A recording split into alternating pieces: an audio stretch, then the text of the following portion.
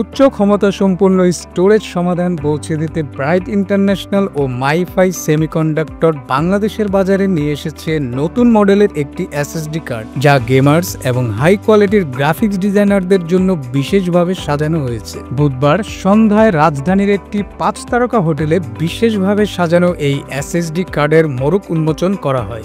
আজকে লঞ্চ হচ্ছে মাই5 এর জেনারেশন 5, বাট 4, 3 আগে থেকেই চলছিল বাংলাদেশে। তো আমাদের ইচ্ছা আছে যে খুব লং টাইম বাংলাদেশে মাই5 গো অন করতে।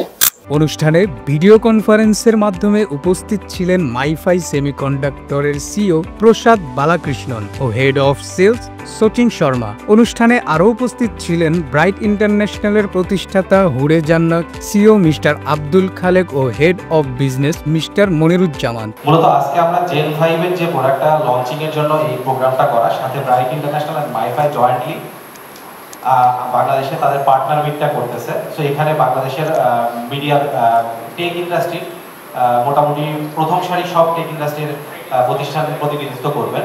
এবং আমরা যে জেন 5টা লঞ্চ করতে যাচ্ছি বাংলাদেশের মার্কেটে, সেটা হচ্ছে আমরাও ক্লেম করতেছি যে এই মুহূর্তে বাংলাদেশের বাজারে সবচেয়ে দ্রুত গতির এনভিএম। এছাড়া অনুষ্ঠানে স্টারটেক ইঞ্জিনিয়ারিং লিমিটেডের ম্যানেজিং ডিরেক্টর জায়েদ আলী ভুইয়া, রায়ান্স কম্পিউটার এর প্রোডাক্ট ম্যানেজার মাকসুদুল হাসান অংশ নেন।